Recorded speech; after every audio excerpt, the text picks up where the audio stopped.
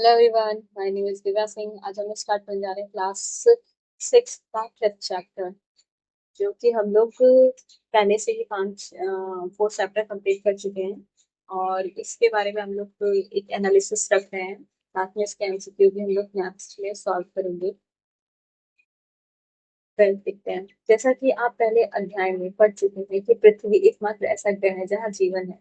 मानव जहाँ यहाँ जीवित रह सकता है क्योंकि जीवन के लिए यह आवश्यक तत्व भूमि, जल तथा हवा पृथ्वी पर मौजूद है।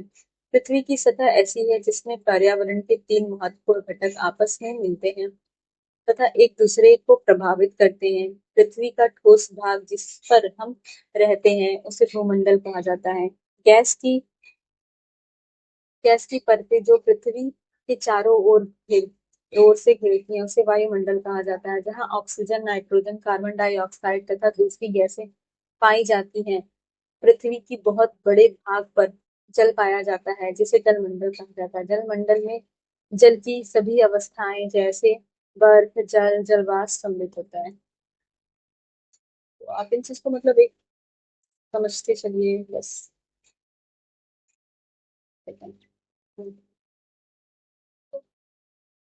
जैसे कि भूमंडल क्या, पृथ्वी का ठोस भाग जिस पर हम रहते हैं वह भूमंडल कहा जाता है। गैस की परतें जो पृथ्वी के चारों ओर से घेरती है वो वायुमंडल कहा जाता है, जैसे ऑक्सीजन, नाइट्रोजन, कार्बन डाइऑक्साइड, दूसरी गैसें भी पाई जाती है। पृथ्वी के बहुत बड़े भाग पर जल पाया जाता है जिसे जलमंडल कहा जाता है। जलमंडल में जल की सभी अवस्थाएं हैं जैसे बर्फ, गैस है, जल, जलवाष्प सम्मिलित है। जीवमंडल में सीमित क्षेत्र है जहाँ स्थल, जल, हवा एक साथ मिलते हैं, जहाँ सभी प्रकार के जीवन पाए जाते हैं। भूमंडल पृथ्वी के ठोस भाग को भूमंडल कहा जाता है। भूपर्वती की चट्टानों तथा मिट्टियों की पतली परत का बना होता है जिसमें जीवों के लिए पोषक तत्व पाए जाते हैं। जीवों के लिए पोषक तत्व पाए जाते हैं। जीवों के लिए पोषक तत्व पाए जाते हैं।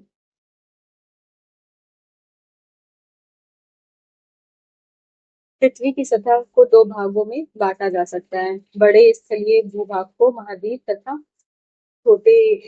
बड़े जलाशयों को महासागरीय बेसिन के नाम से जाना जाता है। विश्व के सभी महासागर आपस में एक दूसरे से जुड़े हुए हैं। विश्व के मानचित्र को देखिए और सभी स्थलीय भूभाग को एक दूसरे से आपस से जुड़े हुए हैं। समुद्री जल की स्तर में सभी जगह समान होता है। स्थल की ऊंचाई समुद्र तल की से मापा जाता है। जो स्थल की ऊंचाई है वो समुद्र के तल से मापा जाता है, इसे शून्य माना जाता है। ये लाइन भी बहुत इंपॉर्टेंट है कि आपकी जैसे कोई कहता है कि ये पहाड़ कितना, हिमालय कितना ऊंचा है, तो आप कहते हैं ना 8,000 किलोमीटर ऊंचा है, उसकी हाइट है। तो वो समुद्र के तल से है। और समुद्र का तल क्या है, एक उसका जीरो है, जीरो से लेकर के हम 8,000 किलोमीटर तक जाता है। ठीक है।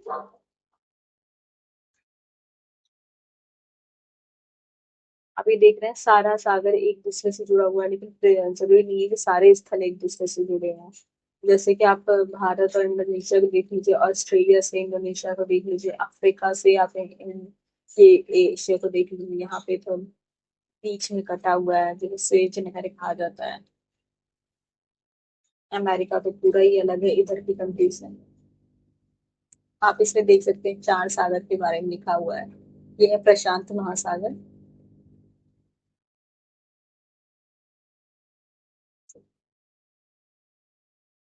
ये प्रशांत महासागर, ये अंटार्कटिका, ये दक्षिणी महासागर, हिंद महासागर, और ये भी प्रशांति महासागर है। ये थोड़ा घुमा के दिया हुआ है। विश्व का सबसे ऊंचा शिखर माउंट एवरेस्ट समुद्र के तल से 8,884 मीटर ऊंचा है। ठीक है। विश्व की सबसे गहरा भाग प्रशांत महासागर का मरियाना गर्त है जिसकी गहराई 11,200 मीटर है, मतलब 11 किलोमीटर। और ये 8,884 मतलब 8 किलोमीटर प्लस 884 मीटर, 48 मीटर। क्या आपने कभी कल्पना की है कि समुद्र की गहराई पृथ्वी की सबसे ऊंचे भाग से इतनी अधिक भी हो सकती है? कभी किया है गैस? महाद्वीप। पृथ्वी पर 7 प्रमुख महाद्वीप हैं। ये विस्तृत जला राशि के द्वारा एक दूसरे से अलग हैं, जैसे कि एशिया, यूरोप, अफ्रीका, उत्तरी अमेरिका, दक्षिणी अमेरिका, ऑस्ट्रेलिया, अंटार्कटिका। विश्व के मानचित्र को देखिए तो आप ध्यान दीजिएगा, इस स्थल का बहुत बड़ा भाग उत्तरी गोलार्ध में पाया जाता है। एशिया विश्व का सबसे बड़ा महाद्वीप है। यह पृथ्वी के कुल क्षेत्रफल का 1/3 भाग पे फैला हुआ है। पृथ्वी का जितना क्षेत्रफल है ना, उसके 1/3 भाग में केवल एशिया ही है। यह महाद्वीप पूर्वी गोलार्ध में स्थित है। कर्क रेखा इस महाद्वीप से होकर गुजरती है। एशिया के पश्चिमी में यूराल पर्वत एशिया के पश्चिम में यूराल पर्वत जो यूरोप को अलग करता है, ठीक है, यूरोपियन को अलग करता है। और यूरोप एशिया के संयुक्त भूभाग को यूरेशिया कहा जाता है। यूरोप एशिया से बहुत छोटा है। यह महाद्वीप के एशिया का पश्चिमी में स्थित है। अंटार्कटिक वृत्त इससे होकर गुजरता है। अंटार्कटिक वृत्त ये यूरोप से होकर के गुजरता है। यहाँ 3 तरफ से जल से घिरा हुआ है। विश्व के मानचित्र देखिए, इस स्थिति का पता लगाइए। अब हम देखेंगे। अफ्रीका एशिया के बाद विश्व का दूसरा सबसे बड़ा महाद्वीप है। एशिया के बाद कौन है? अफ्रीका है। विषुवत 0 डिग्री अक्षांश इस महाद्वीप के लगभग मध्य भाग से होकर गुजरती है। अफ्रीका से होकर के 0 डिग्री गुजरती है। ये तो नॉर्मल क्वेश्चन है, बट एक हाईलाइट करके हमें देखना चाहिए। अफ्रीका का बहुत बड़ा भाग उत्तरी गोलार्ध में स्थित है। आप पाएंगे कि यही एक ऐसा महाद्वीप है जिससे होकर कर कर्क, विषुवत और मकर तीनों ही रेखाएं जाती हैं। या आप ऐसा एक महाद्वीप है जिससे तीनों ही रेखाएं गुजरती हैं। भारत से सिर्फ कर्क रेखा गुजरती है और ऑस्ट्रेलिया से सिर्फ मकर रेखा गुजरती है। लेकिन अफ्रीका से आपका कर्क, मकर और विषुवत तीनों ही रेखाएं गुजरती हैं। सहारा का रेगिस्तान विश्व का सबसे बड़ा रेगिस्तान है, जो कि अफ्रीका में ही स्थित है। यह महाद्वीप चारों तरफ से समुद्र के महासागरों से घिरा है। विश्व के मानचित्र को देखिए, आप देखेंगे कि विश्व का सबसे लंबी नदी नील नदी अफ्रीका में ही है। विश्व की सबसे लंबी नदी नील नदी है, जो अफ्रीका में है। अफ्रीका का मानचित्र देखिए और बताइए कि कर्क रेखा, मकर रेखा, विषुवत इन किन किन भागों से ऊपर गुजरता है।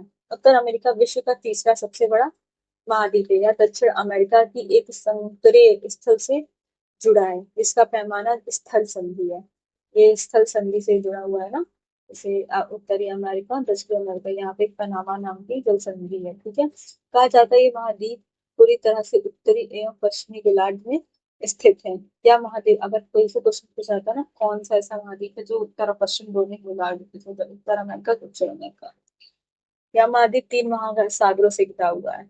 3 महासागर, यहाँ सब साइड, यहाँ पे प्रशांत महासागर है, यहाँ पे अंटार्कटिक महासागर है, यहाँ नीचे दक्षिण महासागर है, ठीक है। और ये जल संधि भारत और इनके बीच में भी तो पाक जल संधि है, श्रीलंका और भारत के बीच में। ये एक दूसरे से जोड़ती है। यहाँ पे पनामा जल संधि है। दक्षिण अमेरिका का अधिकांश भाग दक्षिणी गोलार्ध में स्थित है। इसके पूर्व में और पश्चिम में कौन से 2 महासागर हैं? अभी आपको बताया मैंने, अंटार्कटिक और प्रशांत महासागर। विश्व की सबसे लंबी पर्वत श्रृंखला एंडीज विश्व की सबसे लंबी पर्वत श्रृंखला एंडीज से उत्तर दक्षिण में फैली हुई है। उत्तर से दक्षिण तक में फैली हुई है, ठीक है। ये पूरी यहाँ ऐसे यहाँ पे स्थित है, फैली हुई है। दक्षिण अमेरिका में विश्व की सबसे बड़ी नदी अमेजन अमेजन नदी, यहाँ पे ऐसे अमेजन नदी यहाँ से पूरा निकल के उधर बहती है। ऑस्ट्रेलिया विश्व का सबसे छोटा महाद्वीप है, जो कि पूरी तरह से दक्षिणी गोलार्ध में स्थित है। यहाँ के चारों तरफ महासागरों तथा समुद्र से घिरा हुआ है। ये आप मैप रखो सामने और तब इन चीजों को देखो और हाईलाइट करो। यह चारों तरफ से महासागरों से तथा समुद्रों से घिरा हुआ है। यह द्वीपीय महाद्वीप कहा जाता है, क्योंकि यहाँ पे बहुत सारी द्वीप है, छोटे छोटे द्वीप होते हैं जो ऑस्ट्रेलिया का को महाद्वीप बनाते हैं। तो द्वीपीय महाद्वीप है। ये लाइन आपको काफी याद रखने की जरूरत है। विश्व का सबसे छोटा महाद्वीप है ये, इसे द्वीपीय महाद्वीप कहा जाता है। अंटार्कटिक एक बहुत बड़ा महाद्वीप है, जो कि दक्षिण गोलार्ध में स्थित है। एकदम पोल साउथ पोल का हिस्सा है ये अंटार्कटिका। दक्षिण ध्रुव इस महाद्वीप के मध्य में स्थित है। क्योंकि यह दक्षिण ध्रुव के क्षेत्र में स्थित है, इसलिए यहाँ हमेशा मोटी बर्फ की परत से ढका रहता है।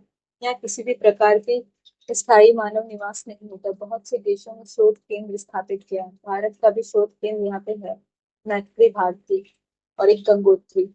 अभी भारती बंद है और मैत्री और गंगोत्री चल रहा है, तीन है यहाँ पे। हम्म। जलमंडल पृथ्वी को नीला ग्रह कहा जाता है।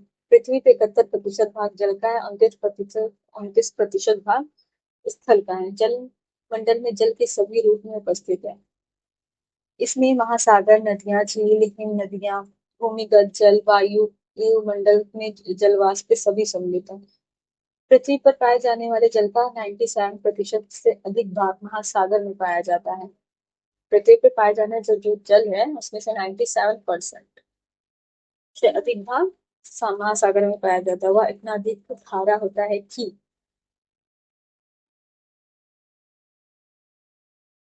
मानव के उपयोग में नहीं आ सकता। शेष जल का बहुत बड़ा भाग बर्फ की परतों एवं महीन नदियों एवं भूमिगत जल के रूप में पाया जाता है। जल का बहुत कम भाग वर्ण या जल के रूप में पाया जाता है, जिसे वो मनुष्य के इस्तेमाल करने लायक होता है। यही कारण है कि नीले ग्रह में रहने के बावजूद हम पानी की कमी से महसूस कर रहे हैं। आप इस लाइन को मीन्स की राइटिंग पे लिख सकते हो कि शेष जल के बहुत बड़ा भाग है वो बर्फ की परतों की और इन नदियों और भूमिगत जल में पाया जाता है, जो कि इस्तेमाल करने वाला जल तो उससे भी कम है। एक जो कि भूमिगत जल होता है, वर्षा जल धीरे धीरे सींच के जमीन में जाता है। महासागर जल मंडल का मुख्य भाग है। ये आपस में एक दूसरे से जुड़े हुए हैं। महासागरीय जल हमेशा गतिशील रहता है, तरंगे, ज्वार भाटा तथा महासागरीय धारा। महासागरीय जल की तीन मुख्य गतियां बड़े से छोटे आकार के आधार पर क्रमशः 5 भागों में प्रमुख है, जबकि माना तो 4 ही जाता है। एनसीईआरटी में 5 लिखा है, जैसे प्रशांत महासागर, अटलांटिक महासागर, हिंद महासागर, दक्षिण महासागर और आर्कटिक महासागर।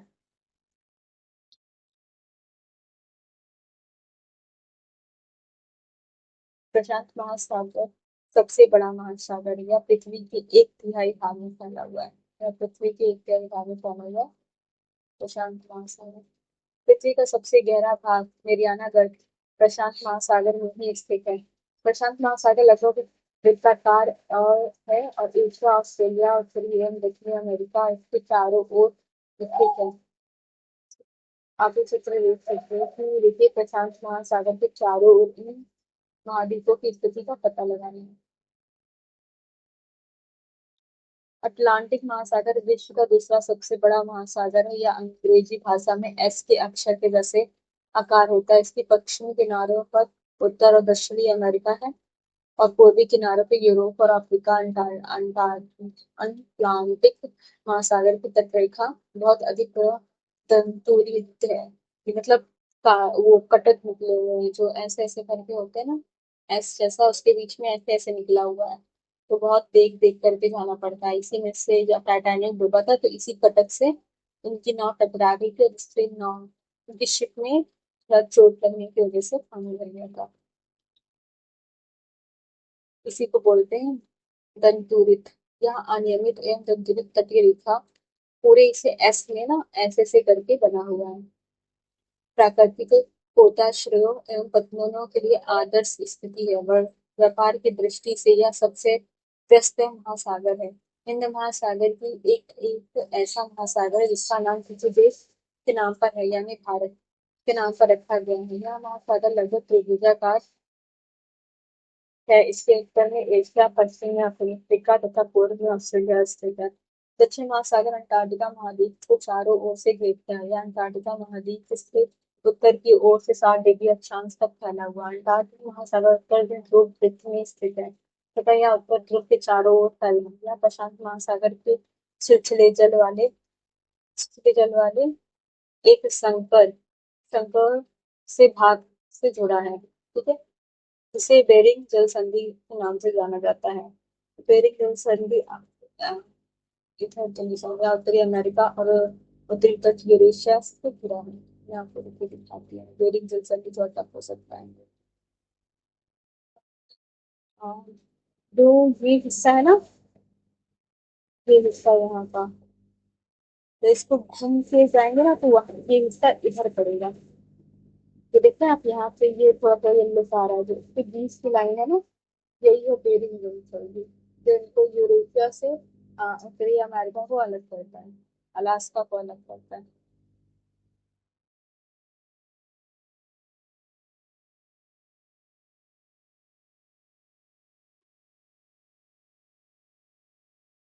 वायुमंडल हमारी पृथ्वी के चारों ओर गैस की एक परत से घिरा हुआ है, जिसे हम वायुमंडल कहते हैं। वायुमंडल की यह पतली परत इस ग्रह को महत्वपूर्ण एवं अटूट भाग है। यह हम ऐसा वायु प्रदान करती है जिससे हम लोग सांस लेते हैं। यह वायुमंडल में हम लोगों को सूर्य की कुछ हानिकारक किरणों से बचाता है। वायुमंडल में 1600 किलोमीटर की ऊंचाई तक फैला है। वायुमंडल को उसके घटकों, तापमान तथा अन्य के आधार पर 5 परतों में बांटा गया जाता है। इन परतों के को पृथ्वी की सतह से शुरू करते हुए क्षोभ मंडल, समताप मंडल, मध्य मंडल, आयमंडल, बहिर्मंडल कहा जाता है। जैसे कि क्षोभ मंडल है जहाँ पे बादल वादल, वर्षा वर्षा, बिजली बिजली सब कुछ। समताप मंडल एकदम शांत होता है। मध्य मध्य मंडल यहाँ पे भी थोड़ी तापमान नॉर्मल, थोड़ा गर्म होना स्टार्ट करता है। फिर आयन मंडल में थोड़ा ठंडा होना, यहाँ पे प्लस माइनस इलेक्ट्रॉन पाए जाते हैं। फिर बहिर्मंडल है जहाँ पे हाइड्रो हीलियम की अधिकता ज्यादा है, हीलियम गैस की।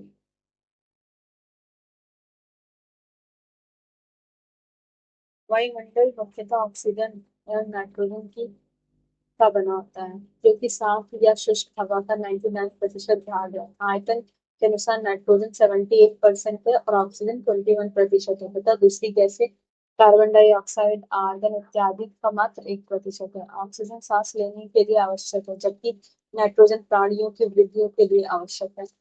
नाइट्रोजन प्राणियों की वृद्धि के लिए आवश्यक है। कार्बन डाइऑक्साइड अत्यधिक बहुत कम मात्रा में है, लेकिन यहाँ पृथ्वी के द्वारा छोड़ी गई ऊष्मा को अवशोषित करती है, जिससे कि पृथ्वी गर्म रहती है। यह पौधों की वृद्धि के लिए आवश्यक है। तो कार्बन डाइऑक्साइड को तो बहुत कम मात्रा में है, लेकिन यह पृथ्वी द्वारा छोड़ी गई ऊष्मा को अवशोषित करती है, और जिससे पृथ्वी गर्म रहती है और पौधों की वृद्धि के लिए आवश्यक होती है कार्बन डाइऑक्साइड। तब ये स्टेटमेंट आ सकता है क्या कार्बन डाइऑक्साइड पौधों की वृद्धि के लिए आवश्यक होती है, तो आप कहेंगे हाँ। ठीक है, क्लास का एक्सप्लेन पढ़िए। ऊंचाई के साथ वायुमंडल के घनत्व में भिन्नता आती है, या घनत्व समुद्र के तल पर सबसे अधिक होता है। जब जैसे जैसे आप ऊपर की ओर जाते हैं या तेजी से घटता जाता है। और आप जानते हैं कि पहाड़ों और पर्वतारोहियों को हवा के घनत्व की कमी होने के कारण सांस लेने में कठिनाई होती है। ऊंचाई पर सांस लेने के लिए उन्हें अपने साथ ऑक्सीजन सिलेंडर लेकर जाना पड़ता है। जैसे जैसे हम जितने ही हम नीचे स्थल पे रहेंगे उतना ही हमें एटमॉस्फेयर का दबाव पड़ता है। और डेंसिटी जैसे जैसे हम ऊपर जाते हैं तो ऑक्सीजन लेवल कम होते जाता है। जैसे मान लीजिए कोई इंसान यहाँ पे है, ये कोई इंसान है यहाँ पे, अब ये एटमॉस्फेयर का इस पे जो दबाव पड़ रहा है,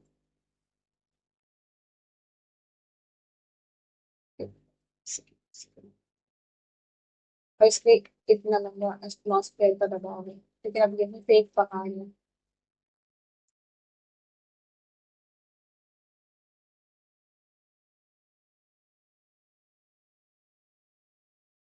यहाँ पे एक पहाड़ है। ठीक है, अब कोई आदमी इसके ऊपर है, तो इसके ऊपर एटमॉस्फेयर का दबाव कितना होगा, सिर्फ इतना। तो वहां पे तो ऑक्सीजन को मिल ही नहीं रही है, तो जिस वजह से ऑक्सीजन लेने के ऑक्सीजन सिलेंडर लेके जाना पड़ता है। जितना ही ज्यादा डेंसिटी होता है उतना ही ज्यादा हमें ऑक्सीजन भी मिलता है, लेकिन जैसे जैसे डेंसिटी कम होते जाता है वैसे वैसे ऑक्सीजन कम होते जाता है। तो घनत्व, जो यहाँ का घनत्व समुद्री तल पर सबसे अधिक, तथा जैसे जैसे हम ऊपर की ओर जाते हैं तेजी से यह घटता जाता है। तो इस टाइप का हाइलाइट करना है।